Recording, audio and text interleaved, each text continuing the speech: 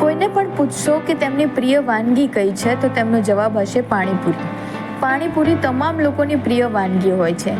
એમાં પણ હવે પાણીપુરીમાં અલગ અલગ પ્રકાર આવી ગયા છે. થોડાક સમય પહેલાં અમદાવાદમાં રંગબેરંગી પાણીપુરી ખૂબ જ પ્રખ્યાત બની હતી.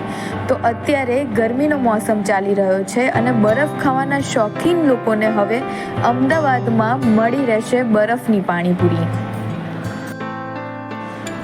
અમદાવાદના ઈસનપુર વિસ્તારમાં મળી રહેશે બરફની પાણીપુરી. ઈસનપુર વિસ્તારમાં રહેતા મયંક મોદી, જેમનો વર્ષોથી બરફ ગોળા, શરબત અને બીજા નાસ્તાનો વેપાર ચાલી રહ્યો છે, તેમનું કહેવું છે કે અત્યારે તમામ લોકો કંઈક ને કંઈક નવું લાવતા હોય છે. અમે પણ વિચાર કર્યો કે લોકોને પાણીપુરી ખૂબ જ પસંદ પડે છે, જેના કારણે બરફની પાણીપુરી બનાવીએ અને લોકોને નવી વાનગી ખવડાવીએ. આ ગરમીના વર્ષમાં મયંક મોદીનું કહેવું છે કે કોઈ પણ ટ્રાયલ વગર આ વાનગી બનાવી હતી અને સૌ પ્રથમ ગ્રાહકે ચાખી તો તે ખૂબ જ પસંદ પડી, જેના કારણે છેલ્લા 6 મહિનાથી આ ખાવા માટે લોકો દૂર દૂરથી આવી રહ્યા છે.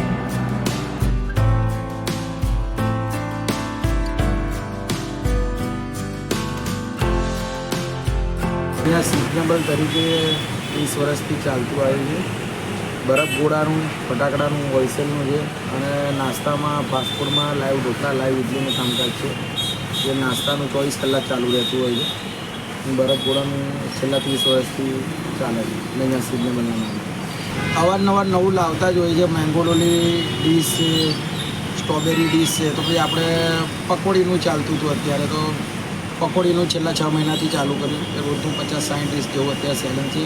એની જોડે બાસ્કેટ ચાટ પૂરી એમાં બરફમાં બનાવીએ છીએ, એ પણ ન્યૂ આઇટમ છે, એ પણ ચાલે છે. રિસ્પોન્સ સારો છે. એ જાતના સિરપ નાખીએ છીએ. અત્યારે જે મેંગોની સિઝન ચાલે છે, મેંગો અને કાચી કેરીની સિરપ આવે, સિરપ નાખીએ છીએ ને બધું હોમમેડ જ બનાવીએ છીએ. અને એની ઉપર ડ્રાયફ્રૂટમાં કાજુ, દ્રાક્ષ, તૂટી ફૂટી નાળિયેર, ચેરીનો ઉપયોગ કરીએ છીએ. અને ઉપર ગાર્નિશિંગમાં અમૂલની ક્રીમ, નેસ્લે ક્રીમ, શ્રીજી ડેરીનો માવો અને મલાઈ નાખીને બનાવતા હોઈએ છીએ. લારી પર જ ટ્રાય કર્યું હતું, સક્સેસ ગયું, ચાલે છે, પબ્લિકને પણ ગમે છે. પાણીપુરી ફર્સ્ટ પાણીપુરી, બરફની પકોડી પહેલાં લેવું. મયંક મોદીનું કહેવું છે કે આ વર્ષે જ આ બરફવાળી પાણીપુરી ચલાવી રહ્યા છે અને લોકોએ ખૂબ જ પસંદ કરી છે. પાણીપુરીની સાથે તેઓ બાસ્કેટ બરફ ચાટ પણ આપી રહ્યા છે, પણ સૌથી વધારે લોકો પાણીપુરી વધારે પસંદ કરે છે.